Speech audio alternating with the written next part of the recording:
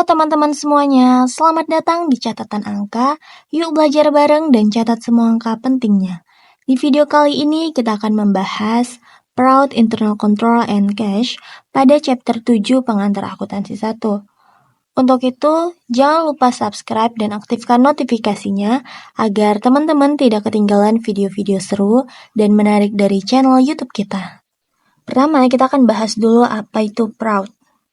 Jadi, proud itu secara istilah dasarnya atau buat mudah kita pahami, proud itu kayak tindakan curang atau nggak jujur dari seseorang buat dapetin keuntungan pribadinya atau mentingin diri sendiri gitu. Misal nih, di suatu perusahaan, ada karyawan yang ngambil uang perusahaan atau dia bikin laporan keuangannya palsu atau dia manipulasi laporan keuangan biar kelihatan si perusahaan ini untung gede atau besar. Tapi nyatanya perusahaan itu nggak untung yang gede-gede banget gitu. Dimanipulasi laporan keuangan. Nah, ini masuknya ke fraud atau curang. Nah, di part ini sendiri biasanya terjadi kalau ada 3 hal. Itu biasa kita sebut fraud triangle. Yaitu ada opportunity, financial pressure, dan rationalization. Oke, kita bahas satu-satu mulai dari opportunity. Apa itu opportunity? Yaitu terjadi ketika ada celah di mana seseorang itu bisa melakukan kecurangan atau curangnya itu bisa jadi gampang. Contoh, kita lagi kerja di suatu perusahaan, tapi kerjaan kita nggak dicek atau nggak dibahas gitu. Nah, ini bisa menjadi satu hal untuk kita melakukan kecurangan. Ada kesempatan nih karena tugas kita nggak dicek oleh perusahaan. Atau contoh simpelnya itu kalau misalnya kita lagi ada ujian di kampus atau di sekolah gitu.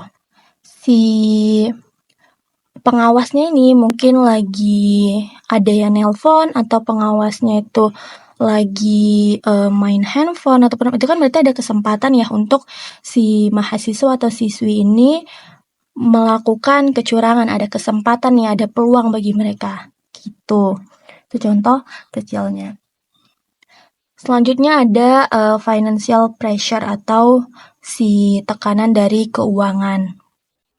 Biasanya seseorang itu merasa tertekan karena dia punya gaya hidup yang tinggi, padahal nyatanya finansialnya lagi sekarat gitu ya. Atau dia punya banyak utang untuk biar bisa memenuhi gaya hidupnya. Itulah pokoknya ada financial pressure nih di sini yang buat dia bisa melakukan kecurangan. Contoh kayak dia punya utang di mana-mana, dimanapun itu tempatnya, mau di bank, di rentenir, pokoknya dia punya utang untuk menuhin gaya hidupnya. Mau nggak mau untuk dia dapetin gaya hidup yang tinggi itu dia harus, padahal uangnya nggak banyak gitu kan, utang tadi, mau nggak mau dia ngelakuin kecurangan gitu. Terus rationalization atau merasionalisasi, kayak pelaku itu atau seseorang yang melakukan kecurangan ini, dia ngerasa kalau tindakannya itu bisa dibenarkan, dirasionalisasikan. Contohnya, cuma sekali aja kok, ntar juga diganti. Atau misalnya kayak perusahaan kan lagi untung besar nih, nggak apa-apa lah aku ambil dikit aja, nggak bakal kelihatan kok gitu. Nah, dia merasionalisasikan hal kecil, merasionalisasikan bentuk kecurangannya, dimana kalau misalnya kita menganggap sesuatu itu atau kita merasionalisasikan suatu kesalahan, nanti ujung-ujungnya bakal jadi keterbiasaan gitu. Nah, itulah 3 bentuk kecurangan yang dimana mereka melakukan karena ada kesempatan atau ada tekanan dari finansialnya atau keuangannya, terus karena dia merasionalisasikan kecurangan itu sendiri. gitu ya. Ini udah. Selanjutnya ada namanya internal control atau pengendalian internal dari kecurangan-kecurangan yang ada. Jadi kayak internal control itu bagaimana kita bisa mengendalikan internal kita agar tidak ada orang yang ingin melakukan kecurangan. Misalnya kalau di perusahaan berarti perusahaan atau harus membuat aturan ataupun sistem yang dimana asetnya itu bisa aman agar tidak ada kesempatan atau celah bagi seseorang melakukan kecurangan. Apa aja? Yang pertama adalah control environment atau lingkungan pengendalian. Apa itu misalnya nih, si karyawan itu kan atasnya adalah manajer ya. Contoh nih, seorang manajer itu harus mencontohkan perilaku baik pada si karyawannya. Berarti ini terkait lingkungannya. Terus memberikan contoh yang baik di mana kalau misalnya si manajer ini udah memberikan contoh yang baik kepada bawahannya, ya bawahan juga akan mengikutinya. Kayak misalnya dia menerapkan prinsip nggak mau melakukan korupsi atau kecurangan. Nah, bawahannya juga harus melakukan hal tersebut. Jangan atasan atau manajer ini sudah bilang tidak akan korupsi, namun dia yang korupsi itu tidak etis atau tidak mencontohkan perilaku yang baik gitu. Jadi lingkungan pengendalian ini seorang yang memiliki tingkatan lebih tinggi itu harus memberikan contoh yang baik kepada tingkatan bawahannya. Misalnya di kampus itu dosen mengajarkan kepada mahasiswanya untuk tidak melakukan menyontek, atau dosen tidak mengajarkan untuk menyontek gitu ya contohnya. Nah, apa yang harus dicontohkan oleh dosen agar mahasiswa-mahasiswinya tidak menyontek, yaitu dengan memberikan soal-soal ujian yang dimana mahasiswanya itu bisa paham terhadap soalnya, atau soal ujian itu diberikan sesuai dengan materi yang telah mereka ajarkan gitu. Nah, itulah contoh dari control environment atau lingkungan pengendalian. Atau contoh lain nih, misalnya CEO di suatu perusahaan itu terus terang mengatakan kalau manipulasi terhadap laporan keuangan itu dilarang keras. Atau juga bisa perusahaan itu memiliki kebijakan tegas untuk memecat suatu karyawan yang terbukti melakukan kecurangan. Nah, itu ada sanksinya gitu ya. Nih. Atau kayak di kampus tadi, kalau misalnya mahasiswa melakukan menyontek gitu, akan dipublish wajahnya di media gitu, atau nilainya dienolkan tanpa dicek oleh dosennya gitu. Yang kedua ada risk assessment atau penilaian risiko, di mana di sini perusahaan itu harus tahu apa saja risiko yang bisa mengancam bisnis mereka. Mereka bisa cari cara untuk mengelolanya agar tidak terjadi kerugian. Nah, tadi kayak mereka tuh harus analisis dulu resiko terhadap bisnis, dan mereka harus tahu cara mengelola resiko itu gimana. Misalnya nih mereka punya resiko seorang misalnya contohnya di kampus saat lagi ujian pasti kan ada risiko untuk mahasiswa yang gampang maksudnya itu yang ada aja pasti mahasiswa yang menyontek gitu, itu misalnya resiko. Apa solusi yang bisa diberikan? Solusi yang kayak tadi aku bilang, mungkin dosennya bisa kalau ketahuan menyontek bisa nilainya dinolkan, atau kalau ujian itu bisa open book gitu. Nah, agar meminimalisir terjadinya contek menyontek gitu ya. Jadi kita harus analisis resiko dan kita temukan cara untuk menyelesaikan si resiko itu.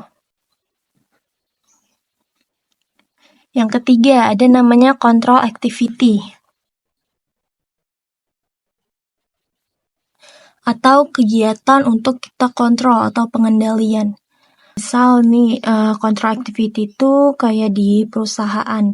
Si perusahaan itu perlu membuat aturan dan prosedur atau langkah-langkah gitu ya, khusus untuk meminimalkan si resiko yang tadi ada di nomor 2. Yaitu resiko terjadinya kecurangan atau manipulasi ataupun kesalahan. Misal kayak perusahaan itu membuat peraturan di setiap pembayaran hanya boleh dilakukan melalui cek atau transfer bank. Jadi nggak ada yang cash gitu. Control activity aja, jadi dari yang tadi udah kita analisis resikonya, sekarang kita kontrol aktivitasnya gitu. Information and communication yang keempat. Nah, yang tadi dari control activity ini, pesannya yang sudah dibuat itu tadi harus sampai kepada karyawan. Dari contoh perusahaannya harus sampai kepada karyawannya. Jadi nggak hanya, jadi kayak kita harus memastikan semua informasi itu bisa tersampaikan dengan baik ke semua jajaran atau ke semua tingkatan. Dari, kalau di perusahaan itu dari atasan ke bawahan atau sebaliknya. Jadi benar-benar harus informasi dan komunikasinya itu nyampe, nggak ada yang miskomunikasi. Selanjutnya di monitoring. Di monitoring itu kegiatannya di perusahaan ataupun di kampus itu diawasi secara rutin dan memastikan benar-benar tidak ada tindakan kecurangan yang dilakukan.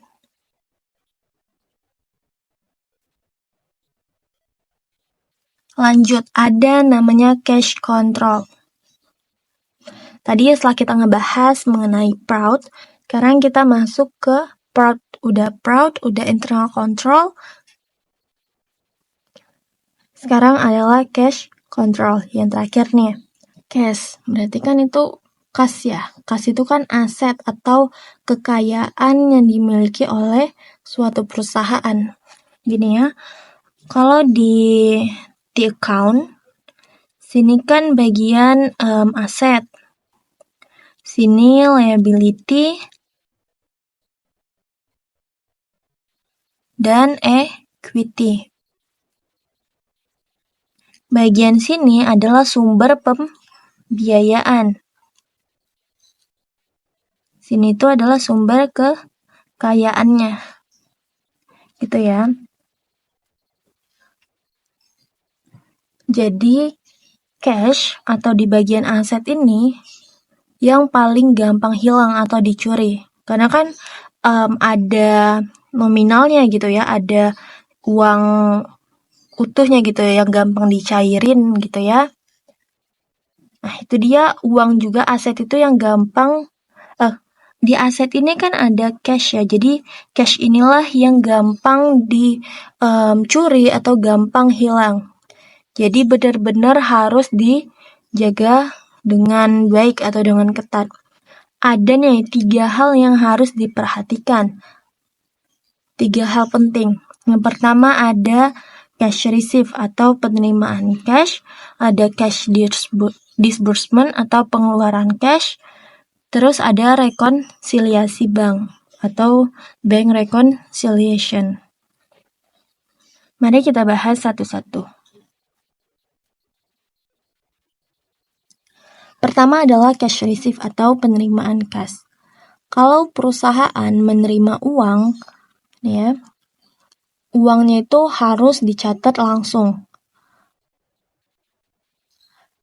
dan dikasih tanda terima, lalu kita simpan di tempat aman, kayak contohnya adalah brankas. Jadi tahapan itu kalau misalnya perusahaan terima uang nih, terima uang ya, uangnya itu langsung dicatat di buku akuntansinya, terus dikasih tanda terima, lalu disimpan di tempat yang aman kayak berangkas, itu penerimaan kas. Dan koreksinya, yang nerima uang itu nggak boleh orang yang nyatat si transaksi. Biar di sini tidak ada kesempatan atau opportunity buat orang melakukan kecurangan. Jadi orang yang nyatat transaksi itu tidak boleh dia yang nyimpan uangnya gitu, atau yang nerima uangnya. Jadi ada orang yang untuk menerima uang, ada orang yang untuk nyatet transaksinya, dan ada orang yang untuk nyimpan uangnya gitu. Jadi beda-beda. Selanjutnya adalah cash disbursement atau pengeluaran cash. Kalau si perusahaan mau ngeluarin uang yang dikeluarin itu jangan pakai uang cash atau uang tunai, kecuali yang mau dibayar atau uang yang mau dikeluarin itu adalah nominalnya kecil. Kayak misalnya beli alat tulis, misalnya untuk achievement karyawannya dibeliin kopi, nah itu boleh pakai uang cash. Tapi untuk yang pengeluarannya besar itu disarankan menggunakan cek atau transfer bank supaya ada catatan rinciannya atau catatan jelasnya, nggak sembarang orang bisa akses atau bisa pakai uangnya dengan cuma-cuma gitu, dengan yang tidak baik gitu. Jadi kalau pengeluarannya besar kita pakai cek, tapi kalau pengeluarannya kecil boleh cairin si cashnya. Oke, pengeluaran cash aman. Kita lanjut ke bank reconciliation atau bank rekonsiliasi. Apa itu? Yaitu kita nyocokin proses buat kita nyocokin catatan perusahaan itu sama laporan dari bank. Jadi ini ada antara nih, ada dari perusahaan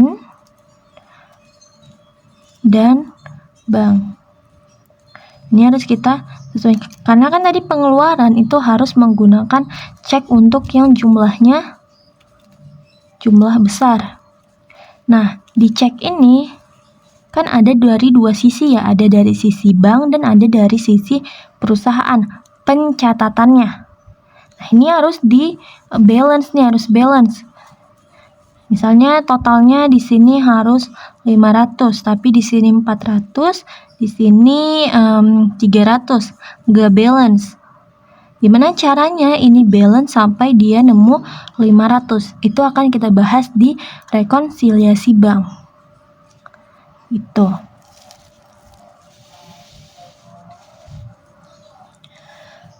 Reconciliation procedure. Yang kayak aku bilang tadi, ada dua sisi nih. Ada dari sisi per bank statement dan per books. Biasanya si perusahaan itu kita namanya per books. Kalau bank namanya per bank.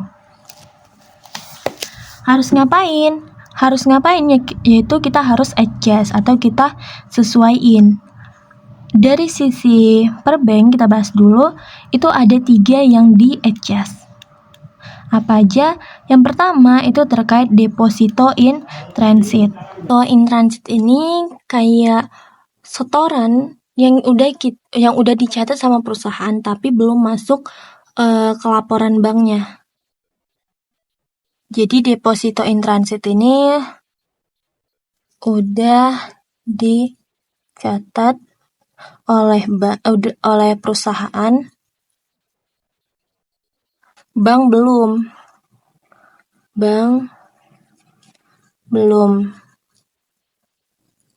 gitu ya. Contohnya kayak misalnya nih kita transfer di tanggal 30 November malam harinya. Makanya di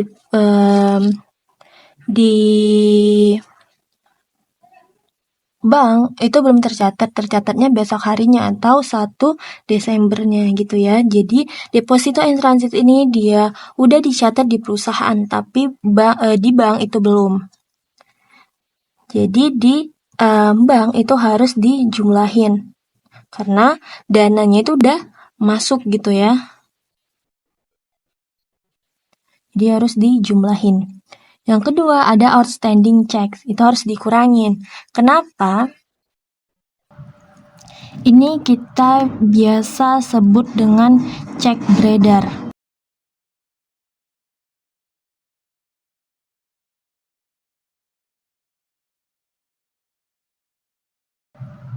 Jadi ini kita punya utang ke orang, kita udah ngasih cek nih ke mereka, kita udah nerbitin cek, si perusahaan ya udah nerbitin cek tapi belum dicairin. Jadi di laporan keuangan itu belum masuk, makanya di laporan keuangan itu harus di laporan si bank itu harus dikurangin. Ini adalah cek beredar. Kita udah kasih cek, kita udah terbitin cek nih, tapi belum dicairin juga sama orang yang kita kasih cek. Pasti di bank itu udah bertambah kan, belum muncul di laporan keuangan si bank, jadi harus dikurangin. Ketiga ada namanya bank error. Terkait error-error ini ada 2 nih yang harus diketahui. Ada jika penerimaan itu dicatat dan jika pengeluaran itu dicatat. Kalau penerimaan dicatat terlalu besar itu harus dikurangin. Kalau terlalu kecil itu ditambah. Kalau pengeluaran dicatat terlalu besar itu ditambah. Kalau pengeluaran dicatat terlalu kecil itu dikurangin. Nanti akan kita bahas di contoh soal agar lebih mudah dipahami. Oke, sekarang kita bahas dari sisi per books atau dari sisi perusahaan. Yang pertama itu ada EFT, Collection and Other Deposit, di mana ini di jumlah.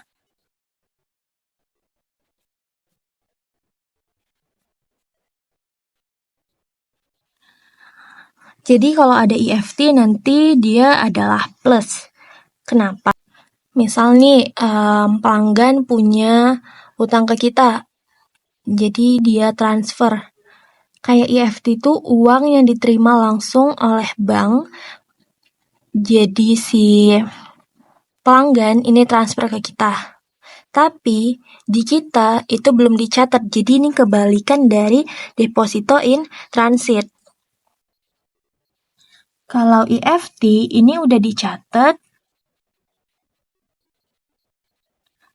oleh bank, tapi perusahaan belum. Kebalikan ya, jadi harus di plusin. Kedua ada NSF atau bonds, si checks ini. Apa itu? NSF itu adalah not sufficient funds. NSF ini cek dari pelanggan atau orang yang memiliki hutang ke kita, mereka nerbitin cek nih ke kita, tapi ceknya ini ditolak oleh bank ketika kita mau cairin si cek ini. Kenapa ditolak oleh bank? Karena dana yang diberikan oleh si pelanggan ini tidak mencukupi. Itu atau biasa kita sebut ini ada cek kosong. Kalau outstanding checks itu ada cek beredar. Kalau NSF ini adalah cek kosong. Kita mau cairin cek yang dikasih oleh pelanggan ke kita atau orang yang punya utang ke kita, punya piutang ke kita mau cairin, ternyata ceknya nih atau cek ini dananya itu tidak mencukupi atau kita sebut cek kosong.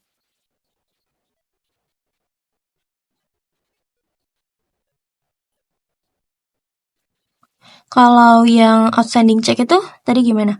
Kita sudah kasih cek nih, kita udah terbitin cek, tapi ceknya kita belum dicairin, belum dicairin gitu ya. Nah kalau di sini kita mau cairin tapi dananya nggak cukup.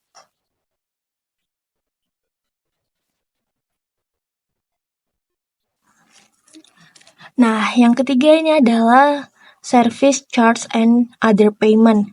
Pengeluaran-pengeluaran kayak kita bayar administrasi bank, kalau kita mau transfer itu kan ada biaya adminnya atau biaya layanannya, jadi itu harus dikurangin. Terus ada company error. Nah, company error ini kayak gini. Sama ya. Oke, mari kita masuk ke contoh soalnya. Oke, ini kita akan bahas contoh soal LO3 dari si choice group. Berikut soalnya.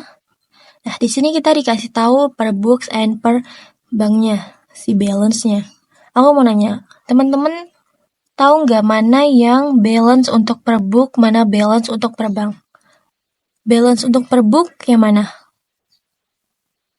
Oke, benar ya, yang 12.650 won. Berarti balance per banknya itu ada 14.280 won. Selanjutnya ada informasi soal NSF check, collection of electronic funds transfer, outstanding, deposit in transit, dan lain sebagainya. Ada error juga ya dikasih tahu di soal. Mari kita kerjakan. Oke, di sini langkah pertama kita harus tulis dulu nama perusahaannya, yaitu perusahaan Choi Group. Kita lagi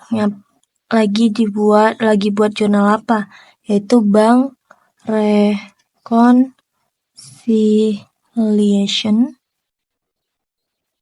untuk tanggal berapa? Yaitu Mei 31, 2020. Oke, teman-teman boleh buat di sini bank reconciliation, baru di sini per books-nya atau menyamping kayak tabel T gitu boleh. Kalau saya buatnya yang tabel T biar menghemat tempat juga. Oke, pertama ini kita buat dulu cash balance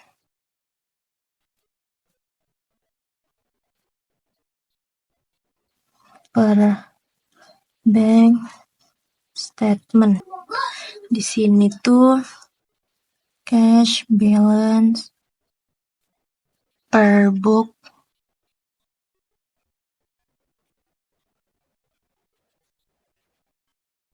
ini kita garisin terlebih dahulu. Di sini tuh untuk per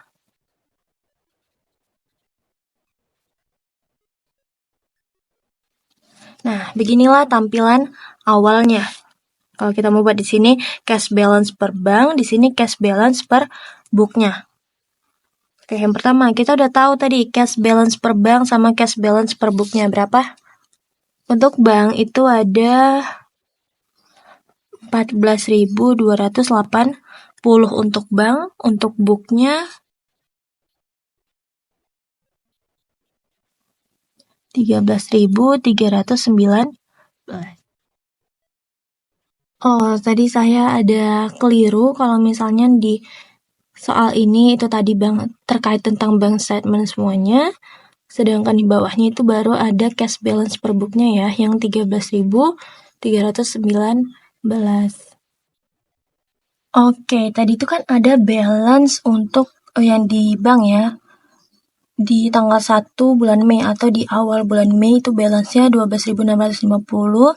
Di akhir bulan Mei yaitu tanggal 31 Mei itu ada 14.280. Jadi ini hanya informasi yang untuk awal Mei atau 1 Mei. Itu hanya informasi ya.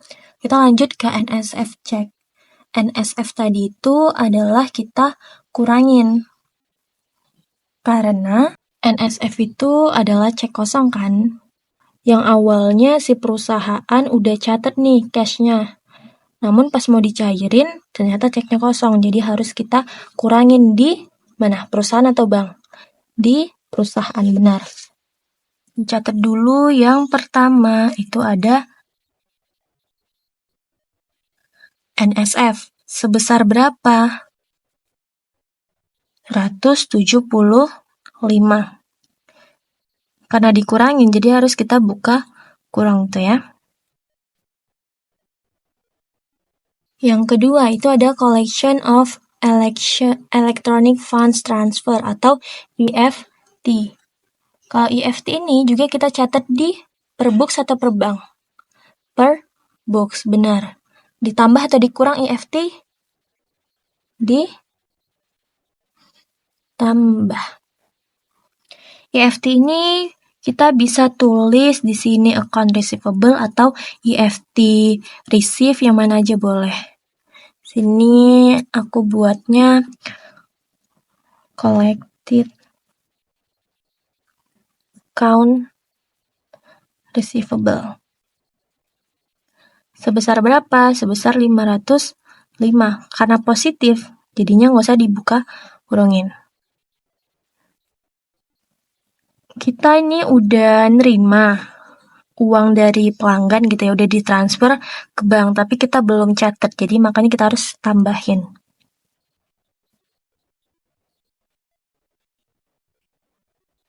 Dari pernyataan si bank udah kita catat semuanya, kita masuk ke per box-nya. SF kita udah catat. Yang kedua itu outstanding check. Mei tanggal 31 sebesar 2.410 ada outstanding check. Kalau outstanding ada di per bank atau per box? Betul, di per bank. Kita catat. Outstanding check.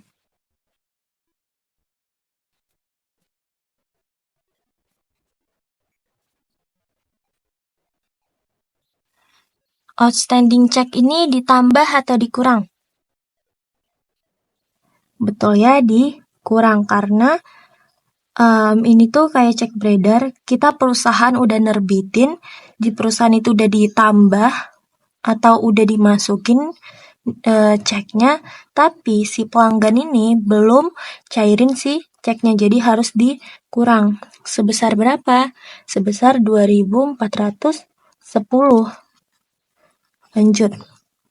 Ada deposit in transit. Deposit in transit di bank atau di book? Di per bank ya. Deposit in transit ini sama aja kayak collected account receivable.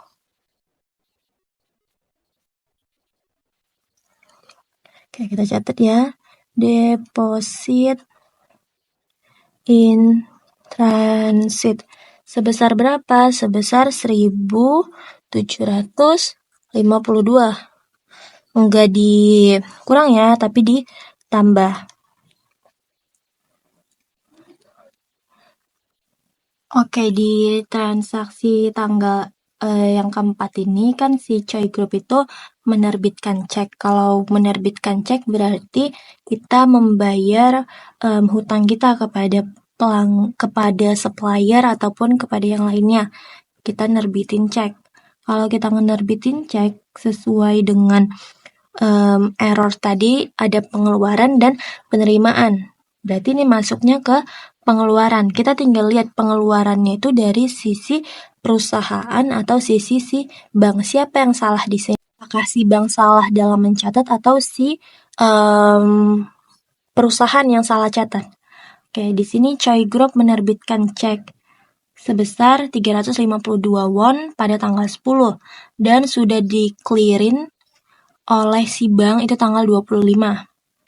Perusahaan dia sudah nyatat ulang nih ceknya.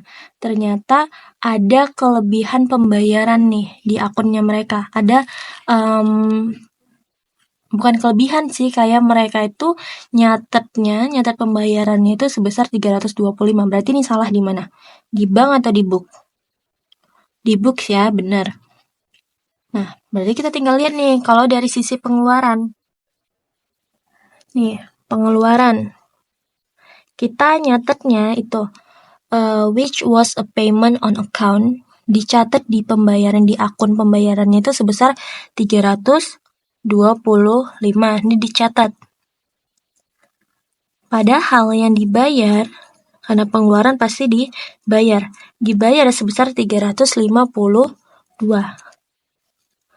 Berarti ini dicatat terlalu apa? Terlalu kecil. Kalau dicatat terlalu kecil akan dikurangi. 352 dikurangi 325 adalah sebesar 27 nih. Ada miss nih, ada error nih sebesar 27.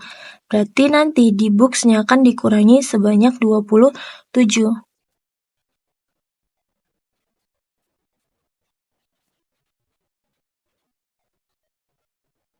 Berarti di sini tulisannya adalah error sebesar 27. Ini kita tinggal jumlahin aja.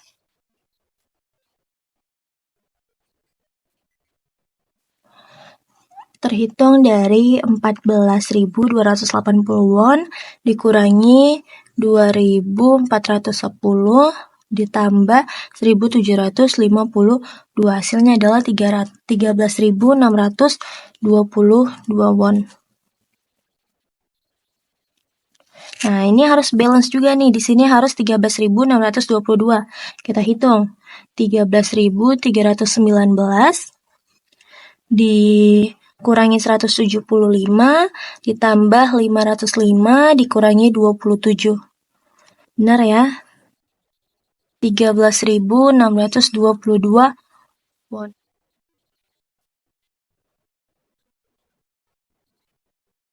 Di sini namanya adalah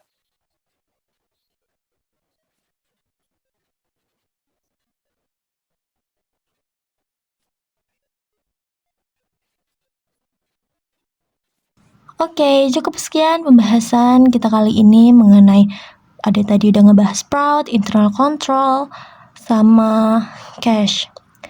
Terima kasih semuanya, bye-bye. Jangan lupa subscribe. Sini. Gitu ya. Jadi ini harus balance sebesar 13.622.